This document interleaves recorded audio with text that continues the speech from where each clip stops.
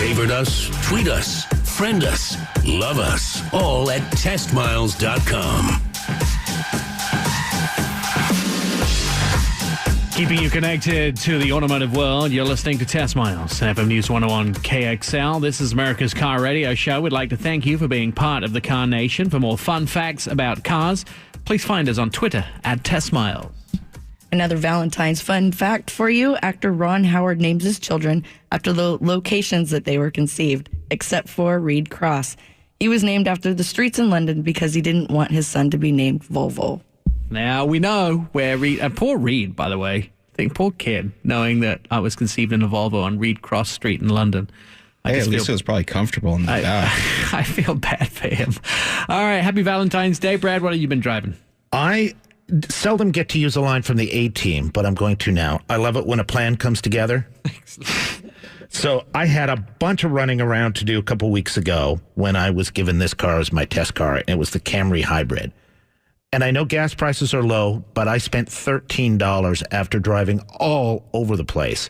It remarkably well. In town, it gets 43 miles to the gallon.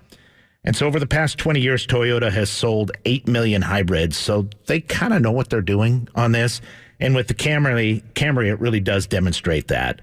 And their hybrid Synergy drive, again, generates 43 miles to the gallon and 200 horsepower. It's got a interesting couple of modes. One is the eco mode, which you drive in most of the time. That optimizes your throttle and your air conditioning so that maximizes your MPG. But it does have an EV mode that solely runs on the electric motor if you're, I guess, driving around a parking lot under 25 miles an hour. And it goes for about a mile and a half. Or down I-84 during rush Good hour. point. Excellent point, actually. So the car itself was extensively updated in 2015, and they tweaked a couple things and made a higher-end vehicle. And this used to be the choice with a lot of companies, but with the Fusion and the Kias and the Hyundais hitting this marketplace, it's even more competitive. So, but what this car does, it's smooth, quiet, spacious, everything you expect out of a Toyota Camry.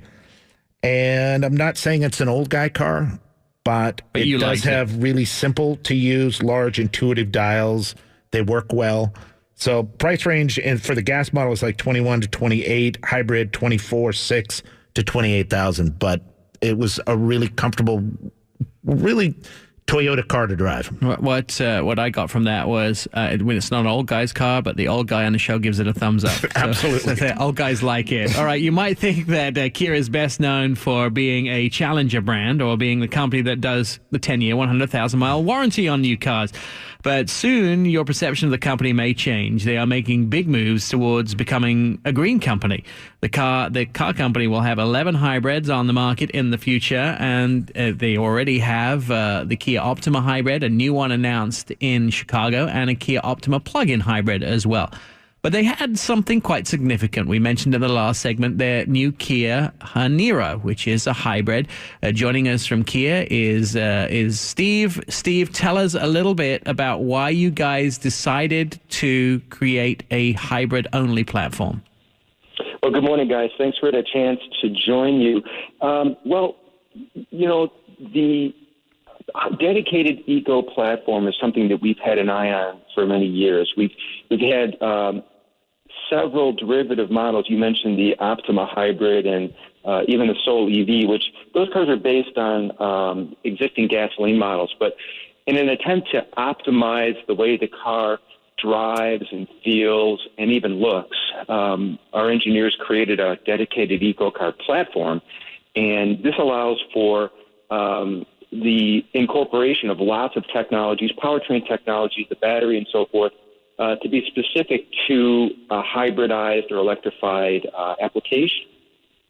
That's a great idea because, of course, a lot more people looking for greener cars. And I know fuel prices are low, but we know they're not going to stay there forever. By the way, if you're just joining us, this is the Test Miles. We're talking to Steve Kakowski from Kia about the new Niro. Steve, I'm hearing numbers thrown around there like 50 miles a gallon. Is that possibly true? That's true. It's an estimate, of course, and the car is going through final certification and the final parts of the development. But the target is 50 miles per gallon, and we're confident we're going to be there. The car has the mass reduction, the really, really efficient powertrain, a 43 horsepower electric motor, the aerodynamics, and so forth. And all of the technology stacked on top of each other should get us to 50 miles per gallon. Tell me a little bit about what you think Americans want. What do they want in a hybrid, and how are Kia matching that? Well, this is interesting because when we did the research and the upfront planning for the car, one thing that was really clear was they wanted distinctive design, which the car has. They didn't want it to look weird. They wanted it to drive normal, and that's evident in the powertrain that we have. It drives very normally. It feels fun to drive. It's torquey. It's not sloppy. And then it's all wrapped up in a design and an aesthetic that reflects utility vehicle cues, CUV cues. And as you've been talking a little earlier in the program, CUVs and SUVs are just in such strong demand. So what we think what this car brings to market is a CUV aesthetic. It looks really cool. It doesn't look weird, and it drives wonderfully. So we think that's what people want. You guys actually have a little bit of a reputation for already doing that. I mean, even the Soul EV didn't feel so much like an EV. It didn't get the best fuel economy out of some of the electrics, but it drove much more like a real car. And I hear that complaint from a lot of people is, I don't want to look like I'm driving a hybrid. I don't want to feel like I'm driving a hybrid. I just like the fuel economy benefits of that. So it's clearly where you're going for. Are you still using the lithium polymer battery style that you sort of invented at the company? Yes, we are. In fact, we continue to develop and evolve the lithium-ion polymer batteries that go into the hybrids and the EVs. And we like it because it allows for a compact package and lightweight, which enables, in the case of the Niro, it enables a nice, generous cargo area because the battery package is so nice and small under the rear seat of the car. And again, it's lightweight, which helps, fuel efficiency and dynamics and things like that. Are you going to bring out a bunch of new tech with the vehicle? Because, of course, the green is not going to be enough to just sell the vehicle. Everyone is looking for the next new feature, the Wi-Fi hotspot, all those type of things. Will that be something that the car will have when it comes to market?